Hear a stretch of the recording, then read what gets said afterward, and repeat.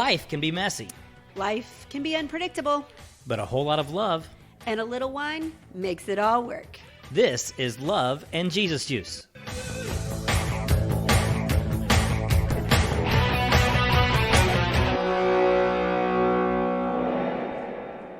Hey, Kirby, Hey, Paula. what are we drinking tonight? That's a long story. Oh, it's a long story? Well, it's a shortish long story. I was going to say, because I mean, it's wine. How long does it have to be? It's getting real. Yes. It's getting real. We can't go anywhere. So this has been interesting. So yes, there is a story behind. Okay, Yeah. now I know what we're drinking. Okay. Because we were trying to avoid just going to the grocery store and buying a bottle of wine to review. Because, that's easy. Right. Well, and just thinking we wanted to highlight wineries and we wanted to try smaller. Yeah. Exactly. And here in the great state of Indiana, we're in this stay-at-home order, which most of the country is. I was going to say, is any state? I think at this point there's like 7 states that have not. I I didn't even know that. Very lightly populated states. I was going to say, I'm surprised the haters aren't out after them. Yeah. And so we actually had to get in the car Yeah. and drive an hour away to pull up and have somebody throw wine at us through the window of the car, basically. No, they didn't throw it. They put it in a bag. They wrote thank you, and they had gloves on. They had gloves on. And they handed it through the window. only thing they didn't have was it on the end of a stick and kind of handing it out Yes, through the window. God bless them. But they did. Which I respect them for doing that. Very Because much so. It's funny, and I'm kind of making fun of them, but I'm not making fun of them because I would be doing the exact same thing. Absolutely. I think They were just abiding by the social distancing order and yet trying to stay open and stay in business and make money. which was so smart. And so this particular winery, which I thought was brilliant, was they are just open for a few hours on Saturday. And so you could order, but then you picked up during that time, which was so smart. So it was a way to stay in business, stay open, and meet their clients. And yes, they didn't hand it through a poll, but I would have respected them had they. Yep. I would have. And it's a great way to do it, to at least get wine to the people who like your wine. It's, Yes. Anybody who's in a small winery business will probably tell you their bread and butter comes from people coming in doing tastings. So they're still hurting. Everybody in the wine business, in the small winery business, is still hurting. Nationwide, alcohol sales are skyrocketing. Up 55%, I heard. It's crazy. 55%.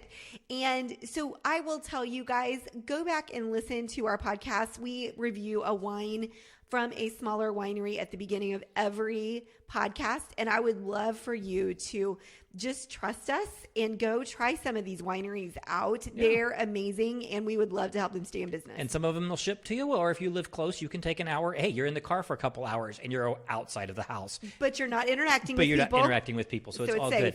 So we went back to this winery because we've been there before, and Yes. it's one of our favorites. It's Hooker's Corner, Yes. and the bottle we're drinking tonight is Scandalous I love this because what grape is it? Sangiovese. Which is my favorite. Yes. Because that is what Chianti. Yes, Chianti is, Chianti is primarily a Sangiovese grape. right, which is how I fell in love with it. Yep, and essentially a Sangiovese wine, if it's 100% Sangiovese, is pretty much Chianti, but it can't be called Chianti because it doesn't come from the Chianti region in Tuscany, In Italy. Yep, Yes. there's our wine geekdom. Yeah, to it. there you go. So this is not a new wine for us. We're going to taste it, we're going to savor it, and we're going to share it. Yes. Oh, that just makes me happy. It does. It just makes me happy. This is such a great wine, and I really believe that you should look on Hooker's Corner Winery on their Facebook page because Yes. they were putting their hours on there and how you could purchase from them. But I would love, love, love for you all to support them and encourage them. And they're proud of their wine. It's just like all the rest of them that we talk about, small winery. And so, yeah, go support our people. And before we get at our topic, we have 2 new members of our fan club newsletter. Oh, let's talk about them. We have Nancy from Auburn, Indiana, and Aubrey from Franklin, Indiana. So the Yay! Hoosiers are showing up I strong. love it. Yay. Yes. And Nancy was one of the people who signed up for our newsletter during the month of March. So she was our drawing winner just a few moments ago for a $100 Yay. digital gift card at loveandjesusjuice.com. So we will be sending that out to her by the time this drops. She probably will have already gotten it and maybe even have our merchandise by then. Yeah, so check us out. We have amazing things. I'm really proud of the things that we put out there.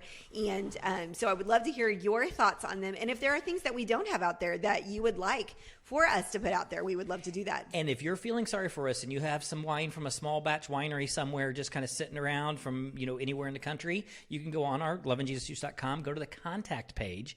You can contact us and ask us how you can send us a bottle of wine. Let's do that because we really are kind of in a pickle here. We're in a pickle. As far as we want to support these local wineries. So who should we support? We don't know.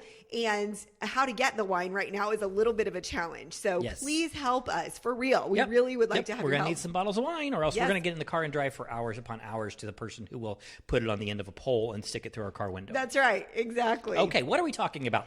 We are talking about the 5 love languages. Oh, that's probably a great topic right now for people who have been stuck together inside of a house. Right, exactly. And so we know that communication is key.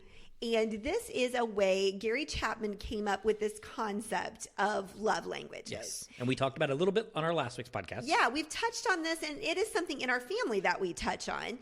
And so we thought we would dive into this, and it really is. The timing is absolutely perfect because here's the deal.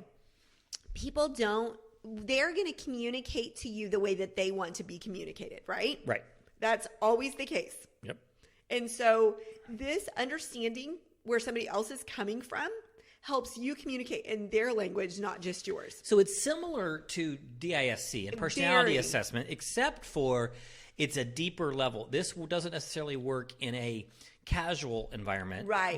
Or a business setting. Business setting. This is for 2 intimate people who expect that love, when I say intimate, that can be intimate romantically, family, or just compassionately, or whatever, but where they want to be loved and they want to express love. That's deeper than I want to interact with you. I want to sell something with you. I want to have a better project and work together with you on a project team.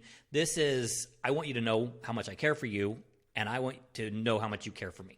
I think that it's the care word. You're exactly right. Remove the love word because I think that can make it should be called the care languages. The care languages, really. Yeah, exactly. And so I think that's a great way to talk about it. Because we have really good friends that fit in this category. Oh, totally. And one of the things that I do in my business is so this is a fun tip for you if you ever want one. In my contacts, in my phone, I have the people that I'm working with most closely. And in my business, it's a little bit different than just the average probably team that you build.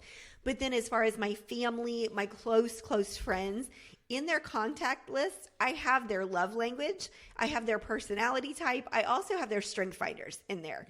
And so it just helps me know who I'm communicating with so that I make sure it's not about manipulation. It's about speaking their language. Right. And it's showing your value. They value. You value them. I value them by paying attention. To pay attention. I also have their favorite snack in there because I like food.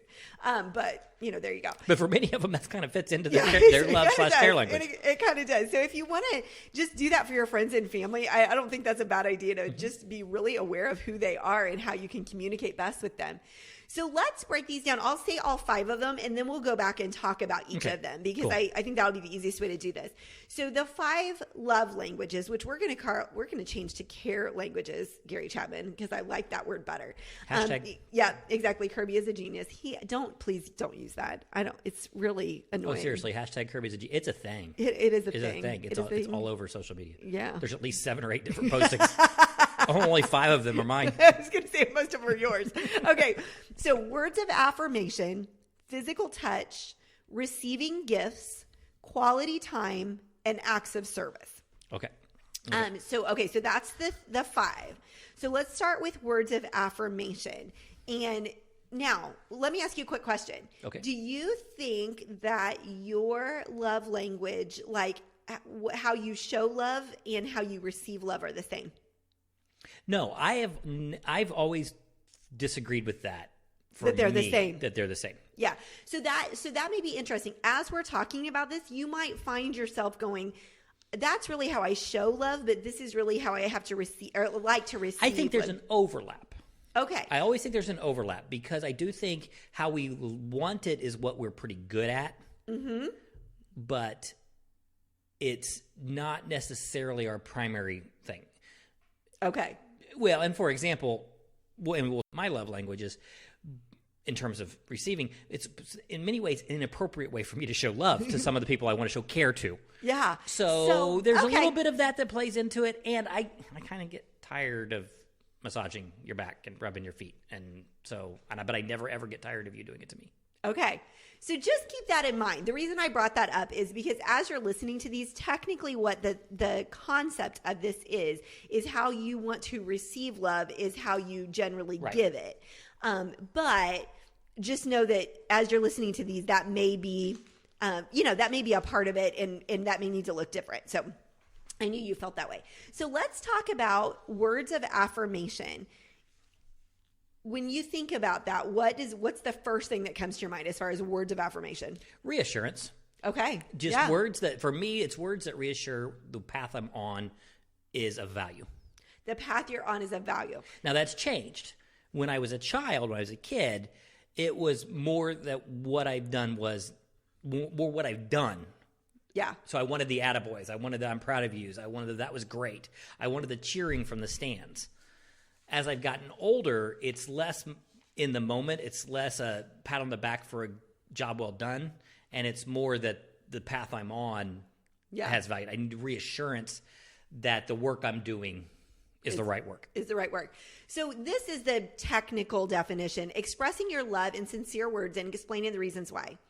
Saying the words I love you is important, but sharing the reason behind why you love them is most important.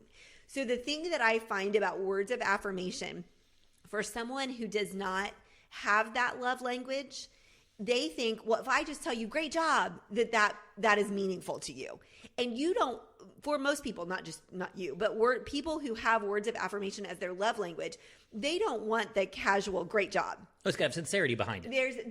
There's more behind it. So yes, saying I love you, I don't know that that's ever inappropriate to the right person. I just realized how I said that. Again, in a typical job environment, walking down the street and saying, hey, I love you is not appropriate. Hey, I love you is probably inappropriate. Yeah. Okay. So I love you to the right person is valued, but a words of affirmation person but they also don't need a lot of it.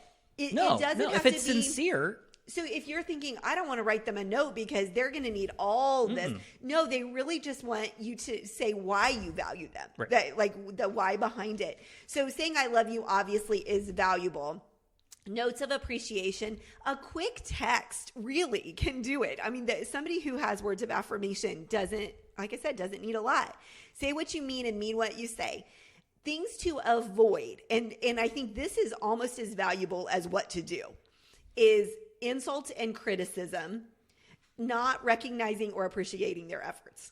So understanding that all the words you say have more meaning to somebody who has words of affirmation as their love language. Well, and I think what you touched on right there is even more important for people to realize. The absence of words that you say, can get blown up significantly. Yes, exactly. So a words of affirmation person builds deep trust, I think, often. Mm-hmm. And so when you're important to them, your words weigh more with them. So I would kind of call this the poet language. That's a great way to say it. They need verbal engagement. Yeah, absolutely. So how do you do that for yourself? Because you may be in a situation where you aren't getting that from somebody else, that you're not, whether it's your situation, whether it's your job, whatever it is, you may not be getting that yourself. And so some things to look at is your self-talk. What does your self-talk look like? Are you writing daily affirmations? Are you journaling? Are you looking into self-improvement? So yes, it's ideal if we can get that from somebody else too. But I think if your bucket is empty, you might have to find some ways to fill yourself up. And so doing those things can really help too. That kind of makes me think of the 1980s Saturday Night Live skit with Stewart, somebody or another. It was Dana Carey. Billy Crystal. You look marvelous in the mirror. Yes. Building himself up. And that's, but it is. I do think the words you say out loud or in your head to yourself make a difference. Make a huge difference. Absolutely.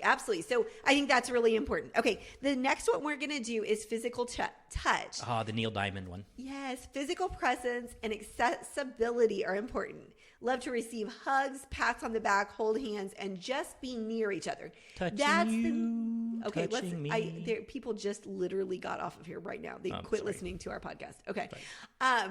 Here's the thing about physical touch. it can overlap somewhat with quality time, because that being near each other. Yeah. I see that. It is not, so it's not necessarily just about having a physical relationship, but there's that togetherness that comes from this as well. So you do have, I mean, this is definitely something that is important to you to a certain extent. It's not your number one, but it's definitely up there for sure. Now, this is pretty obvious. Things to avoid: physical neglect or abuse. Yep. But honestly, unwanted touch is as bad as that's what I was just going to say. No touch. Exactly. Unwanted touch, or just not hugging. So, like, again, a physical touch person doesn't need all that. Right. But a squeeze on your shoulder, a touch, a quick hug, they don't need 30 minutes always. They understand. I mean, for a mature, wise person, they understand that it can't always be hours of sitting next to each other. Right. And so they understand that. For yourself, what does that look like? It may be doing a mask on your face, taking care of your skin. It can be getting a massage. So this may be that you have to pay for one. I mean, if that's, which I have done, right? Yeah. Mm-hmm. Yeah, because I'm not good at it. Yeah, it's true. So just understanding, how can you fill your cup if you're a physical touch person and you don't have somebody in your life that is appropriate for that to be. Well, and I think the other thing that people misunderstand here is that physical touch, I really don't think it's an in-depth touch or a prolonged touch. Yes, exactly. It's a presence touch. It's holding hands. In a romantic sense, it's holding hands. In a platonic arrangement, it's the hug when you greet each other. It's like you said, the pat on the back, on the arm, the squeeze, the bro high five. I mean, that two guys high fiving each other or fist bumping each other are two guys that need physical touch. Right. And it puts it inside the parameter of that relationship. And so I think a lot of people, when they first get on this, especially the men, like, oh yeah, it's got to be physical touch. That's me. Hey, I'm a guy. Any guy who tells you it's not physical touch is lying to you. Well, that's not what this means. I don't think. This is not that kind of touch. Especially because you translate it to everyday life. Right. Right. It doesn't, I think, again, thinking for words of affirmation, it needs to be this long, eloquent poem versus a few positive words that are heartfelt. That any of those have to be bigger than what they are. Mm-hmm. Yeah, it's definitely. Eye contact can be physical touch. Oh, that's great. Deep-rooted, I'm listening to you and I'm looking at you in the eyes during this conversation. Yeah. We're two equals. We may be opposite gender or maybe same gender, but we're not in a relationship or couldn't be or would be inappropriate to be. But I can look you in the eye. I can put my arms on your shoulder and say, I'm hearing what you're saying. That can substitute, I think, for physical touch. So again, it really overlaps, I believe, pretty heavily with quality time. Yeah. I really do. Okay, the next one is receiving gifts. Not mine. This is not yours. Not gifts mine. And gestures that show you are known, loved, and cared for. Thrive on thoughtfulness and effort beyond a visual representation of love. So here's the thing. This, again, is not expensive. It doesn't even have to be what you would consider a gift, like go out and buy something. Right? It can be that it's the thought behind it that is more meaningful. And I think that's the reason why I struggle with it, is because when people lock in that receiving gifts is what they do or don't do, then that's all they do. They just go out and they buy gifts. Right. They just buy gifts because that's my love language. I love to get gifts. I'm going to go buy gifts.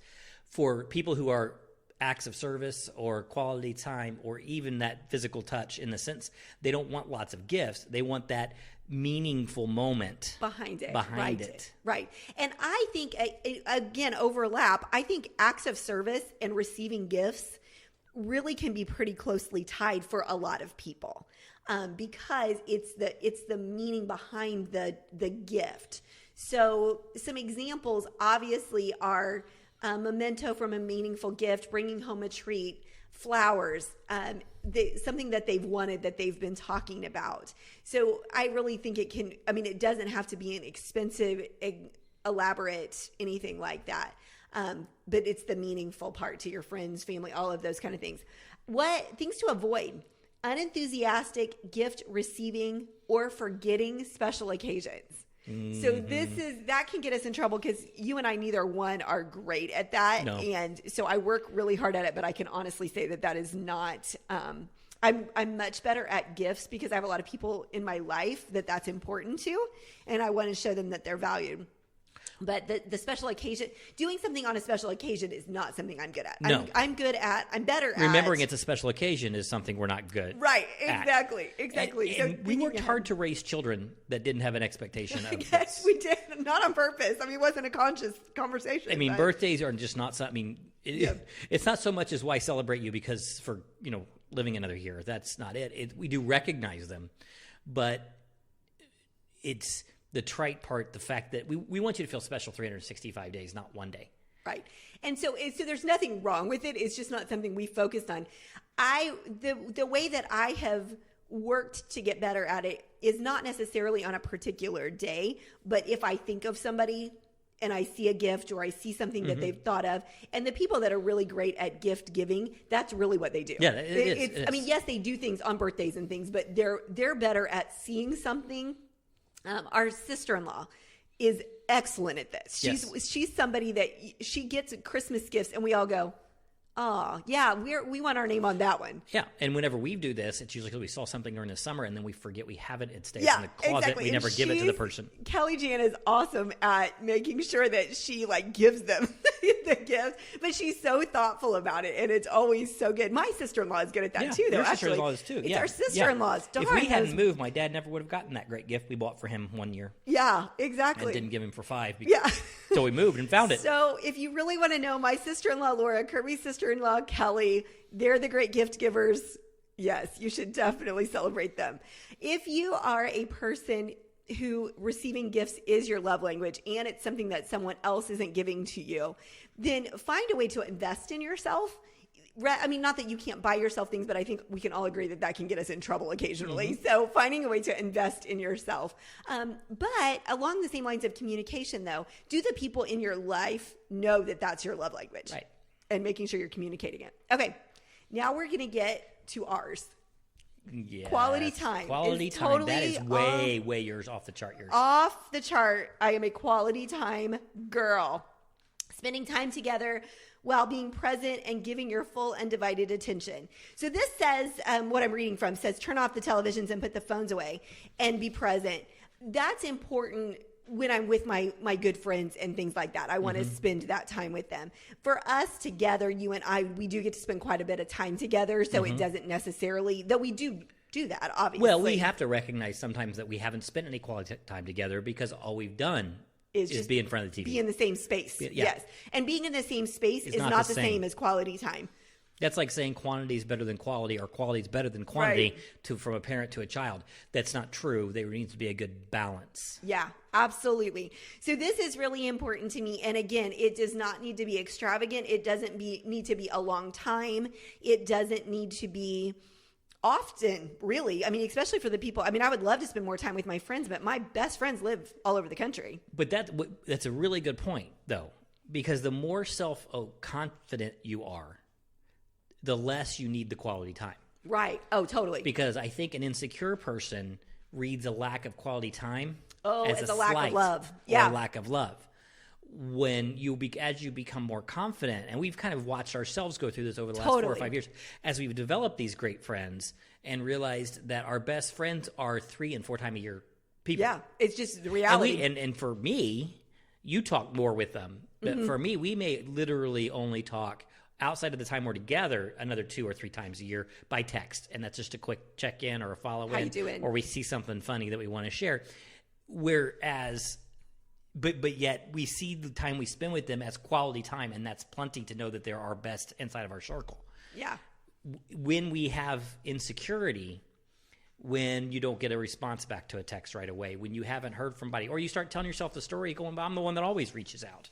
Right. They never which do. is always going to get you in trouble. Yeah, and so it starts to play through there. So I think the underlying part of all of this is, we talked about this with a normal person, you got to start with having a strong self-confidence, or even just a legitimate self-confidence, to know that you're giving and people are going to give to you and you're not going to read in or behind and there's no drama behind it and it isn't something that... Don't psychoanalyze it. I would just really encourage you, because when you're insecure, and trust me, I have totally been there and absolutely know that to be true. And I do have to talk to myself. If I find myself leaning that direction, I really do have to go, you know, these people, whoever in the season, different seasons of my life, because we have been closer to different people. Just as you grow and your life changes, you get close to people. And I've had to talk to myself. And so here's what I know about our friends now, and is that, like, they love us and value us. They're busy too. Yeah. And so it would just drive me crazy if I constantly thought, oh my gosh, especially when they live, you know, a day's drive away. Yeah. We're not going to physically get in the same space. Now, for a quality time person though, here's the thing that I will tell you. We are, during this quarantine time, we are setting up times that we're doing play dates. Like we are getting on Zoom, and we are for no purpose. I mean, it's just, I mean, we all work together, and so we're doing some work things together, but just for fun. On Friday, with some of my people in my organization, we are doing a birthday celebration. And so, like, there are ways to make this happen. And so here's what you have to understand. If it is your love language, you're going to have to let people know how to do that for you, but you're also going to need to set it up yourself. Yeah. And I learned that a long time ago, that I'm a high quality time person. My best friends will totally honor that, but they're not necessarily going to think the way I do. I saw that there are people that are starting Netflix movies at the same time. Yeah. In different places.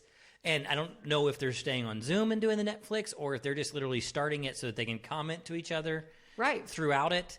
But that's another example of a way to make it work. Yeah. We have technology now. We were talking earlier today about what this whole world would look like if this pandemic had hit 5 years ago, before video conferencing was regular, or 10 years ago before Facebook, or 15 years ago before texting. I mean, it's a totally different experience if we literally were tied behind our walls during this time. We are not. No, not at all. So think about, you know, if quality time is your thing, the way to take care of yourself is really to reach out to people and let them know that you want to hang out with them. Yep. Because again, like I said, if that's not their thing, I have some really good friends who are very social people, but they're not necessarily quality time people. Right. And so I need to be the one that facilitates that. And I do. Yeah. Okay. Acts of service. This is me. I didn't think this was me, but the older I've gotten, the more I've realized this has me all over it. This is you. So the things you do to ease the responsibility and burdens of others, it means a lot when someone goes out of their way to do something for someone else, especially when it's a sacrifice. Yeah. All right. So this is you. Acts of it's service. Without a doubt. Let me go back a little bit. Okay, go for it. This is without a doubt the way I show my love. Yes, for sure. I am learning to be more comfortable receiving it this way. But as I've looked at all of these, I don't do well on the receiving end of any of them. Right. I totally agree, which is an interesting thing. So I don't know if I'm like break the mold or I throw the whole thing out, but I really am a very, very horrible gift receiver regardless of the approach. You say something nice about me, I play it off. You try to touch me as a way show, and I'm like, okay, whatever. Give me a gift. I don't gush very well. Quality time. Okay, let's have some fun together. So you can imagine how difficult my life is, people. Oh, yeah, just I know. FYI. I do not make it easy for her. I know. But acts of service is the one that I will, if there's a group around, I'm the one bringing people drinks, and I love all of that stuff. So I have to work on the me part, and I think some of that is worthiness. Right. Which goes back to the self-esteem. Yes, right. That I've got to feel worthy to accept the gifts so that I don't take away the gift from the giver. Yeah. So one of the things, and this is so true of you, actions to avoid or things to avoid is broken commitments. If somebody tells you they're going to do something, period, they need to do it. And that is, I mean, that's maybe an acts of service thing, but that's also, again, who we are. But I do believe that is really, really important. And so that's something to keep in mind. Lacking follow through on small or large tasks really does make a difference. And so if you are an acts of service person, doing things for yourself that make you feel good or make life easier can make a difference. And so delegating, organizing, scheduling, I mean, are some ways that you can do that for yourself. Again, understanding that, especially in this time, having other people do these things for you, depending on what your situation is really important to be aware of. And so one of my team members, she lives alone, and she was talking about like how that can be challenging, right? And so you really do need to be aware of what you need to do to get the connection that you need and be willing to ask for it and have the confidence to trust the people that love you. And there's a deeper level too that I don't think people fall only into one of these categories. Totally. Nor in either the giving or the receiving part. Giving and receiving and receiving and giving. Yeah, Sorry, you've ever watched squirrel Friends? on Friends. Yeah. Because there's something about Friends for every situation. Totally. But when you blend it, you can blend the two of them together. Yes. For example, I like to use acts of service to give a gift. Right. Last Christmas, I built our children a coffee table because to me, it was the act of building it was my gift. Right. Was more meaningful. To them, And it was. To some people, the coffee table might be to the gift. To some people, it might be the act of building it. But for me, giving it, it was taking time. I could have gone and bought them a coffee table. Right. But I would have been like, why bother? Right. I don't even want to take time to pick it out for you. You may or may not like it, whatever. We'll send you the money. You can buy it yourself. Whatever. Yeah. But I got the joy from building it. On the other hand, when I was done, I wanted somebody to tell me I did a good job. Right. Because there is the words of affirmation side. That play into it. Too. So I think what's important to realize is that there are 5 ways to give gifts. Mm-hmm. And don't get so much hung up on what is your way. Yeah. But understand that there are 5 ways. And if you're approaching all the 5 ways, then you're going to make people feel important and valued. Yeah, and being aware that communication is so key. So if you aren't feeling loved or you're not feeling valued, to me, the key is the conversation about that. Because the person that isn't giving you love the way you want to receive it is most likely unaware. Exactly. If you're in a healthy, again, we're talking about healthy relationships, and I understand that not all of them are, and I would not have considered ours completely healthy when we were young. We meant well. Who knows? Maybe we still aren't. Yeah, well, that's true. But so communication, to me, this is a communication tool. Well, like you like getting flowers. Mm-hmm, I do. I think giving flowers is stupid because they die at the base level. So we came to an agreement where I just need to randomly, occasionally. Because I don't want them. It's not important to me that I get them on Valentine's Day. No, it's not that. But I should, when I go to the grocery store, I should bring home some flowers occasionally. Yeah. So I've learned. I do that. Occasionally, if I haven't done it for a while, I bring home a bouquet of flowers. Yep. We tend to go shopping together a lot, so it's a little harder to do Right. that. I remember there was one time he was like, "You haven't got me flowers." I said, "Honey, we've been at the grocery store together like every time for the last 2 months." Yeah. Kind of hard. Yeah. But so there is that again, that communication and understanding. Know what's important to the people you think are important to you. Yeah, absolutely. Okay, I think that wraps us up for another week. If you want to continue the conversation, you can always do so on our Facebook page. And again, help. We're about out of wine. Please send wine. Send wine. Have a great week.